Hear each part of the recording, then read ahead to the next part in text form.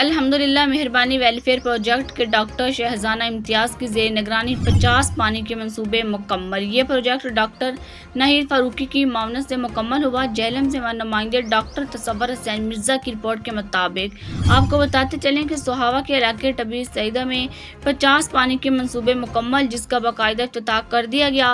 मेहरबानी welfare project doctor शहजाना इम्तियाज़ और उनकी टीम की तरफ से सोहावा के इलाके टबी सईदा मनसूबा के इफ्तिताह तकरीब के मौका पर Abdul Ghafoor Chauhan, chairman youth assembly for human rights जिला जेहलम, मिसेज फलक नाज और मिस फरजाना अजमल चौधरी, मोहम्मद बनारस, हसीब अहमद सब मौजूद थे।